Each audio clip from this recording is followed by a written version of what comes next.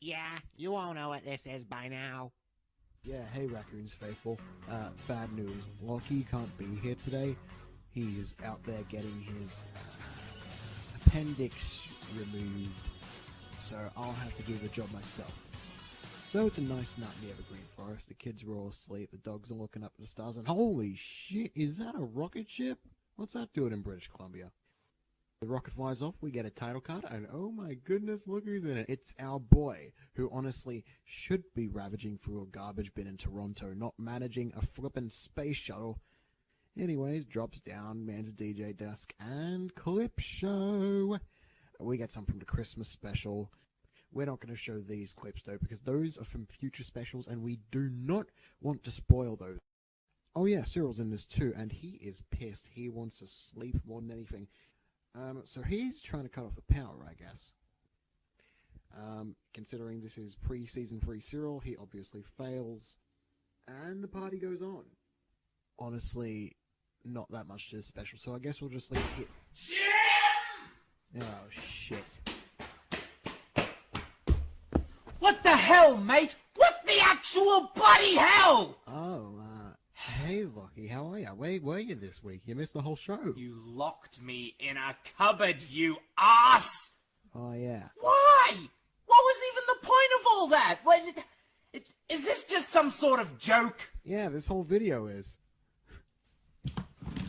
Oh, alright, come here. What? You're never gonna walk again! Well, put that down. We can talk this over. You should have thought about that before locking me in a cupboard! Oh, goddammit, kitty music! Get back here, you dumb fuck!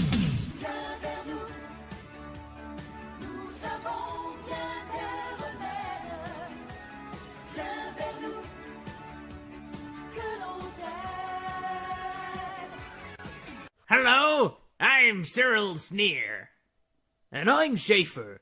And to trick people into thinking this is a full-length special, we're going to pad the running time. How are we going to do that, Schaefer? I don't know. Wait, you have nothing prepared? I thought you were gonna prepare something. I'm a billionaire! You think I make my own ideas? I just get other people to plan stuff for me. So what, we're just gonna improvise? I know. I'll read a children's book. What? Hey, making fun of children's books is what made that strong bad guy famous. No, I think it was answering emails from fans that made him famous. Yeah, whatever. Emails aren't supposed to exist for a few years. Are they? Well, or maybe they do. I don't know. When was the internet around? Was it in the 80s? I don't know. I'm going to look for a book. What book is it? Oh, it's Thomas the Tank Engine book. Oh, yeah, that's right. Lockie does our voices, doesn't he? Yes, he does. Okay, what story should we read? I don't know.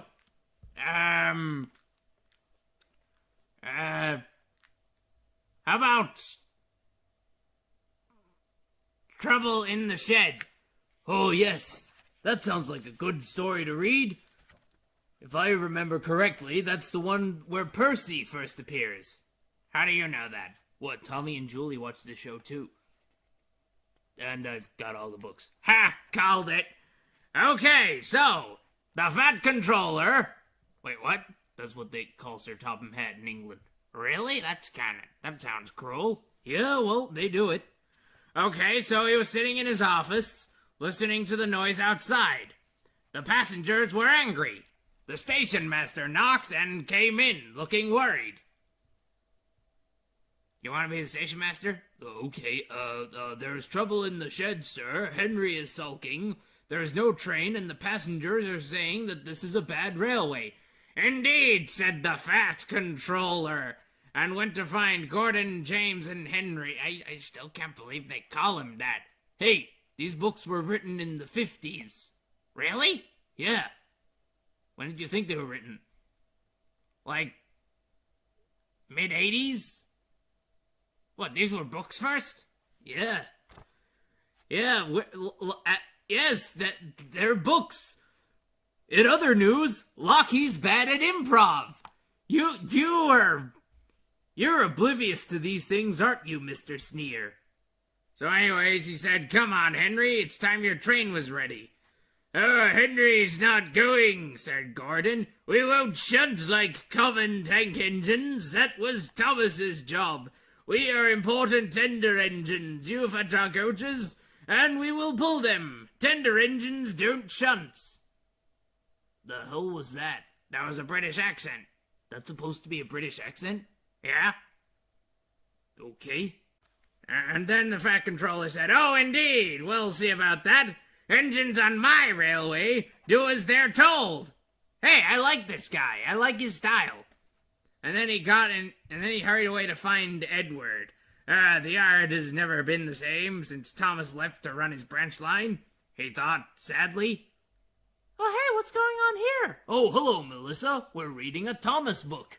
Oh, can I do some of the voices?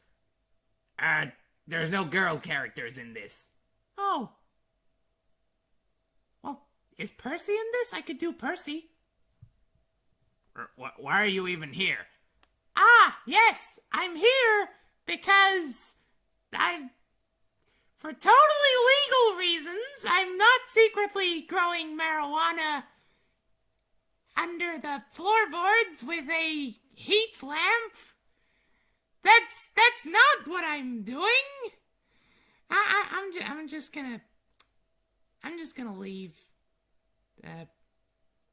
I'm just gonna go. Yeah, that might be for the best.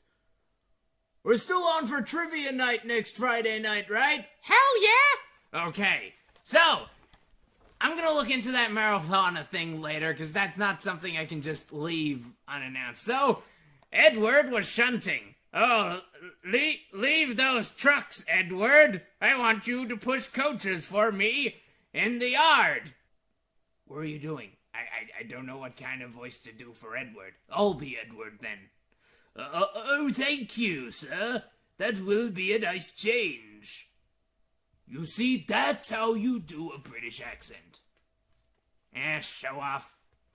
So Edward found coaches for the 3 engines, and then that day the trains ran as usual. But when Sir Topham Hatt came the next morning, Edward looked unhappy. Gordon came clanking past, hissing rudely. Cyril, it's your line. Oh, bless me, what a noise, said the Fat Controller. Oh, they all hiss me, sir, answered Edward. They say tender engines don't shunt, and last night they said I had black wheels. I haven't, have I, sir? Wait, where did the thing about black wheels come from? Were they calling him slurs? I think it was a reference to, the ways people on strike insulted people who still worked while there was a strike going on or something. Or, I don't know, I read part of a Wikipedia article on it at one point. Okay, but, quick question. What's Wikipedia? Keeping in mind it is currently the 80s?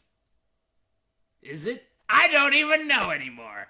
But the Fat Controller says, oh no, Edward, you got blue ones and I'm proud of you. Tender engines do shunt. All the same, we need another tank engine. Hey guys, how's it going? Sophia, what are you doing here? What else? I'm here to make out with Cedric. Is he in? No, he's gone to the store. Oh man. Hey, you're reading Thomas the Tank Engine stories. Yeah? You want to help do the voices? Yeah, okay. Oh, come on! How come you're letting Sophia do a voice, but you say I can't do it because there's no girl characters? You haven't noticed? Noticed what? It's your... something about your voice. What about my voice?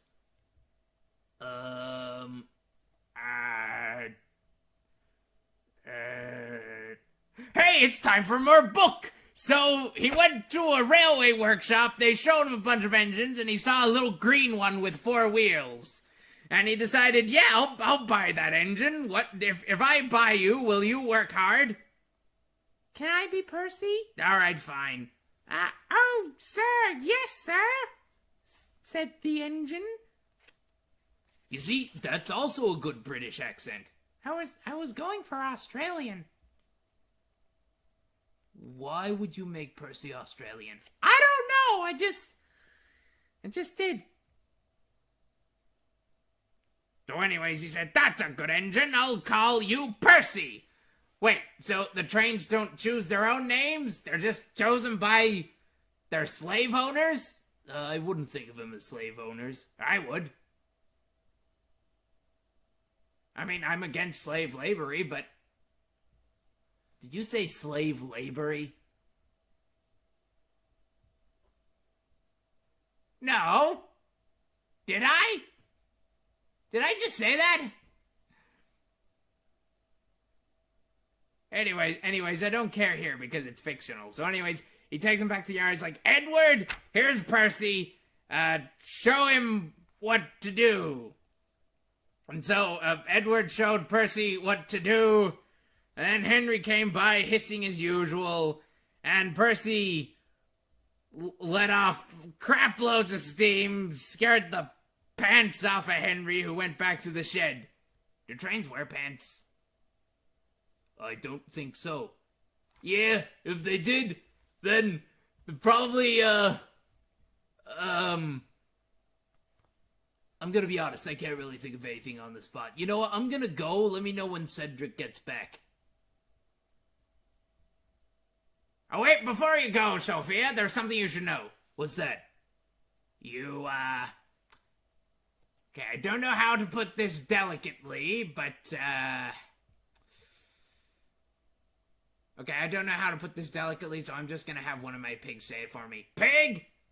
You left your bra in Master Cedric's bedroom last time you were here.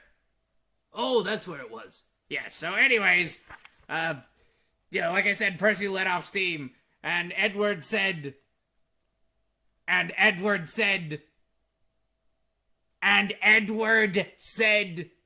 oh crap, I'm the voice of Edward, aren't I? Oh, how beautifully you wished him. I can't wish like that. Oh, that's nothing. You should hear them in the workshop. You have to wish loudly to make yourself heard. There, is that British enough for you? Yeah, that's good. Okay, you know what? Does he have any more lines? I think he has one. Okay, I'll wait for that. So the next morning, Thomas arrived. Hey, finally, Thomas shows up in a Thomas book. Who'd have thunk it? And he's like, hey guys, the fat guy called me over. I don't even care enough to try a voice at this point. So anyways, Sir Tom Hanks comes over. He's like, well done, Thomas. You've been quick. Listen, Henry, Gordon, and James are sulking. They say they won't shunt like common tank engines, so I've shut them up, and I want you both to run the line for a while. Wait, so they went on strike, and he essentially locked them up forever. That is dark!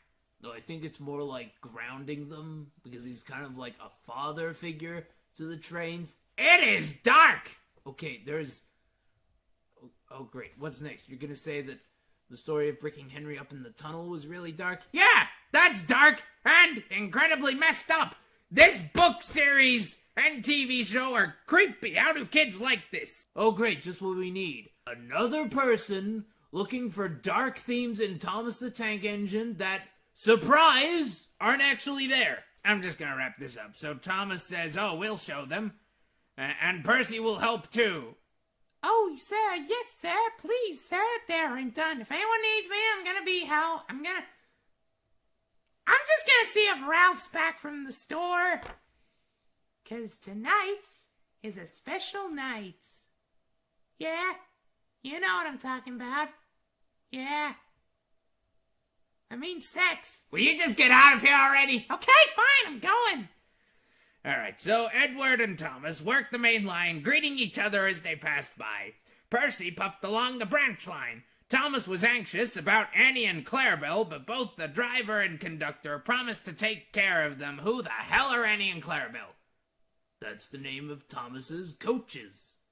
The coaches have names? Most of them don't, a couple do.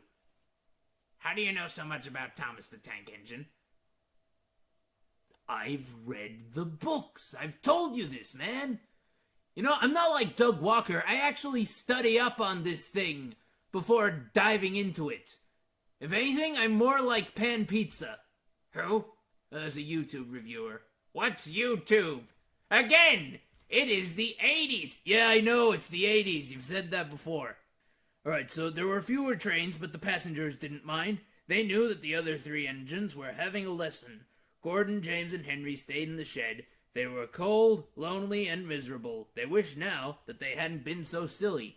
Yeah, how dumb of them to want to have fair rights in a workplace. That's just crazy. No, I think they just wanted to avoid work. Yeah, exactly. That's what anyone who ever asks for a raise or fair treatment at work does. Avoids work.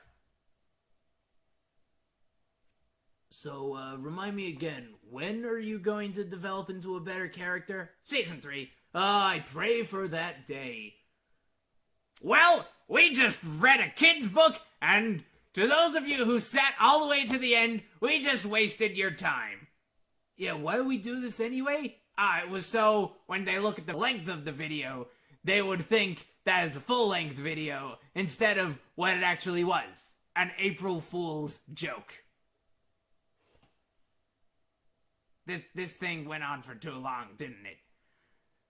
So, what do you have to say, Lockie? I'm saying I'm bad at improv and need others to bounce off of if I ever do this again. Okay, bye, dumb kids!